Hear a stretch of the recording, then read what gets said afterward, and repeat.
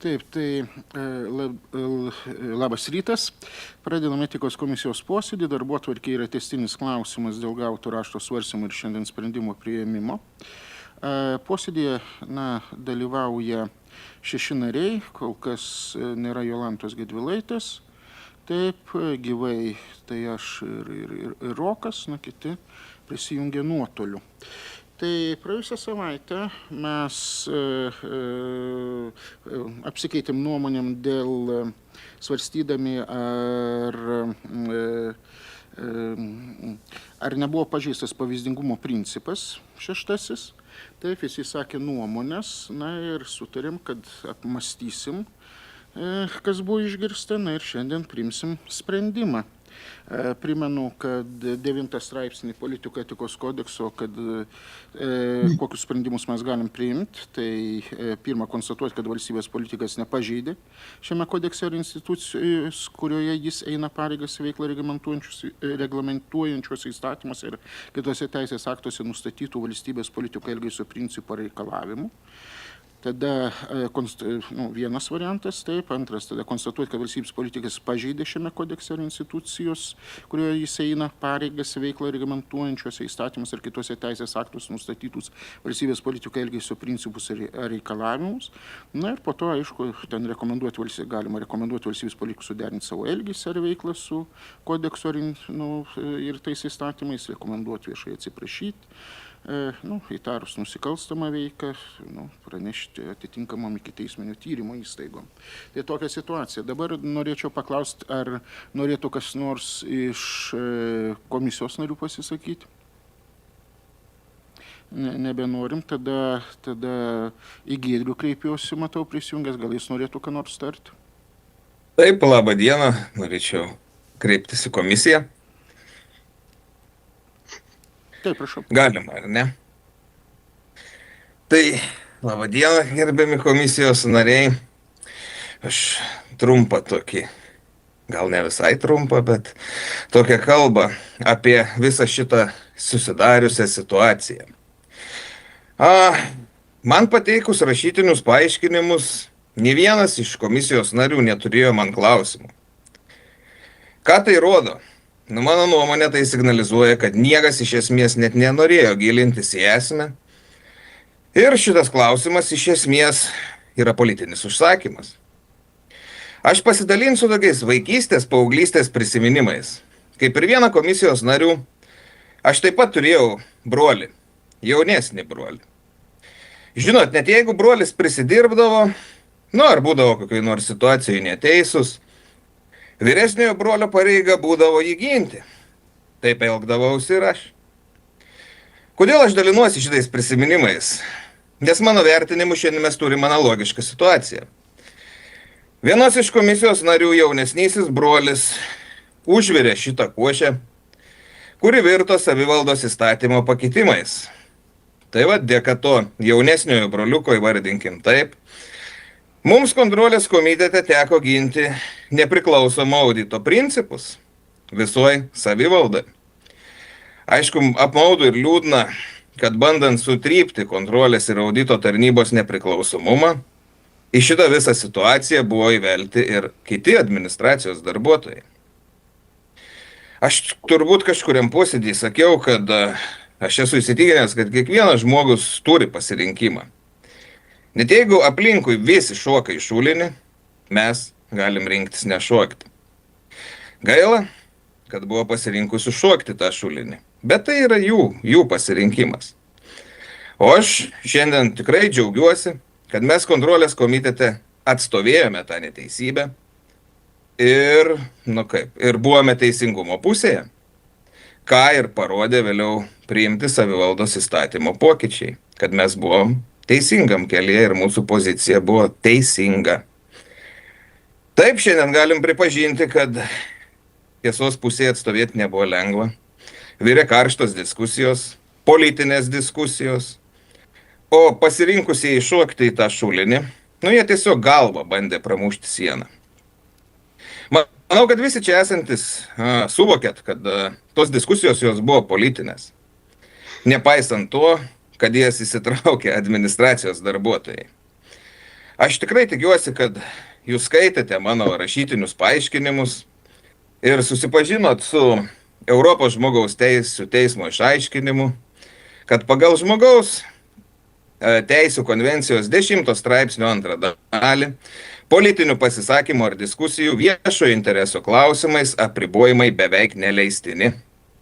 Dėl šios priežasties saviraiškos laisvei paprastai suteikiama aukšto lygio apsauga, o valdžios institucijos turi siaurą vertinimo nuožiūros laisvę, kai pasisakymai susiję su viešo intereso klausimais. Priešiškumo laipsnis ir galima pasisakymų svarba nepanaikina teisės į aukšto lygio apsaugą, jeigu egzistuoja viešasis interesas, kaip ir mano manimu ir buvo šiuo atveju. Panašios nuostatos yra įtvirtintos ir Lietuvos Respublikos Konstitucijoje. 25 straipsnėje žmogus turi teisę turėti savo įsitikinimus ir laisvai juos reikšti. Turbūt šitą tikrai visi žinot, aš čia jau nebesiplėsiu. Tai kaip ir akcentuota aname komisijos posėdėje buvo reiškiama mano nuomonė. Ta patvirtino ir viena iš komisijos narių, kad tai buvo mano nuomonė. Tai vat, nereikėtų aišku pamiršti ir dar vieno labai svarbaus dalyko. Kad į tas visas politinės batalijas įsitraukusi administracijos darbuotoja pagal visuomenės informavimo įstatymą yra viešas asmuo. Akivaizdu, kad tas asmuo, šiuo atveju centralizuoto vidaus audito skyriaus vedėja, negali tikėtis, kad apie ją bus skleidžiamos tik teigiamos žinios, o jos darbo kokybė, ir priimti sprendimai, sakykime taip, nebus kvestionuojami. Ypač, kai tie sprendimai yra svarbus ir aktualūs. Ne tik Kretingos rajono savivaldai, sakyčiau, bet ir visos Lietuvos savivaldai. Tai aš dar kartą primenu, kad po rašytinių paaiškinimų man nebuvo užduotas nė vienas klausimas. Tačiau aš kaip posėdėje nedalyvauju, vyresnieji šeimos nariai toliau visuomeniai skleidžia blėnius. Anot šių šeimos narių centrinio vidaus audito skyriaus vedėja turi kompetenciją aiškinti įstatymus. Kompetenciją aiškinti įstatymus turi tik teismas, bet ne vedėja. Net Seimas kreipėsi į Konstitucinį teismą išaiškinimu. Akivaizdu, kad vedėja galėjo pareikšti tik tai nuomonę, kuri šiuo atveju, mano nuomonė, buvo politiškai angažuota. O kai klausimas politinis, kaip ir minėjau, diskusija neturėtų būti ribojama. Tik čia jau ne mano nuomonė, o Europos žmogaus teisų teismo išaiškinimas. Žinot, aš čia turbūt dar ilgai galėčiau kalbėti, bet aš manau, kad visi čia šiandien esantis suprantam 2 dalykus. Pirmas. Šita etikos komisija yra įvelta į politinį persekiojimą, už tai, kad pasirinkau stovėti tiesos pusėje ir nepasidaviau vietiniam cariukui. Antras dalykas, kurį visi suprantam, vyresni broliai ir seserys visuomet gins jaunesniuosius šeimos narius, nepaisant to, kad yra neteisūs. Taigi, gerbiama komisija, šiandien jūsų rankose galimybė parodyti, kad Kretingos rajono savivaldybės etikos komisija gali priimti nešališkus sprendimus, tokius, kurių šįkart neteks panaikinti vyriausiai tarnybinės etikos komisijai. Taigi aš jūs raginu pasiekti mūsų pavyzdžių kontrolės komitete ir stovėti teisingumo pusėje.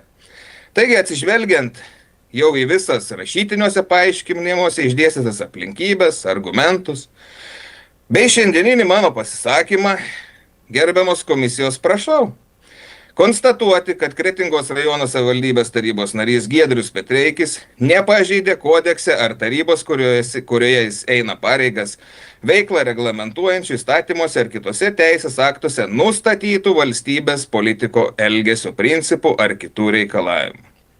Taigi, ačiū, būtų tiek. Taip, dėkoju. Ar iš komisijos narių kas nors norėtų pasisakyti? Aš manyčiau, kad aš pasisakysiu. Prašau.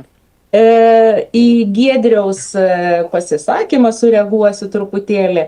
Giedriau, kalbant apie tai, kad jūs užsiminėte, kad komisija jums neturėjo klausimų, ar ne?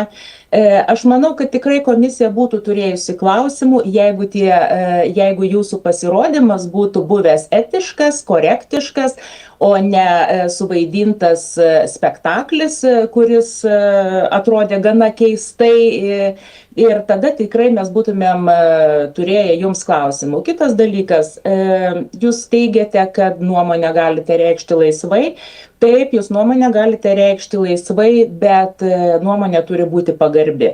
Visur vyrauja tai, kad mes galime žmogaus negerbti, su juo, nežinau, ten nebendrauti, bet pagarbiai elgtis mes privalome. Tai yra mūsų tiesiog prigimtinė tokia visų pareiga ir su žmogumi, kuriuo nepagarbiai elgiasi, jis tai taip pat nori, kad su juo būtų pagarbiai elgiamasi. Tai tik tai tiek. O kas liečia brolio ir sesers santyki, tai aš galiu pasakyti tik tiek, kad taip, tai yra giminystės ryšys, kaip jūs norėjote įvardinti, bet tai nereiškia, kad aš neturiu savo nuomonės. Aš visada eisiu už tiesą, kuri matau, kad jinai yra mano nuomonė teisinga. Ir aš tikrai manau, kad jūs pažeidėte pavyzdingumo principą. Ačiū. Taip, dėkuoju, daugiau bus norinčių pasisakyti. Jeigu ne, tada turėtumėm pereiti prie balsavimo. Taigi, tai pirmiausia turėtumėm nuspręsti iš esmės ar pažeidė, ar nepažeidė ir tada iš to ir seka jau 9 straipsnio sprendimai. Tai kas už, tai kviečiu balsuoti, ar Giedrius Petreikis pažeidė pavyzdingumo principą, kas už? Aš. Taip, Dalia, Simas, Rokas. Taip, tvarkoju, gerai, dėkoju. Tada kas prieš? Taip, tada Saulius, Vitalija ir aš. Taip, tai yra balsai susiklostę po lygiai. Pagal reglamentą, kiek pamenu, tada pirmininko balsas yra sprendžiamasis. Tada priimta, kad nepažeidė. Ir tada nutarimas būtų, remiantis 9 straipsnio politikų etikos kodeksų, kurį mes turėtumėm patvirtinti, kad konstatuojama, kad valstybės politikas nepažeidė šiame kodekse ar institucijos, kurioje jis eina pareigas veiklą reglamentuojančiuose įstatymus ar kitose teisės aktuose nustatytų valstybės politiko elgesio principų ar reikalavimų. Tai kviečiu patvirtinti tokį sprendimą. Kas už? Taip, tada taip, už, taip, aš tada, Vitalija, taip, kad viskas mums būtų tvarkoje, Vitalija, Rokas ir aš. Kas prieš? Nėra, kas susilaikė? Aš. Taip, susilaikė, tada 2, Simas ir Dalia. Gerai, dėkoju. Tai dėkoju už tokį ankstyvą posėdį, kad susirinkom neįprastai anksti ir tada posėdis skelbiu baigtą. Dėkui. Ačiū, viso gero.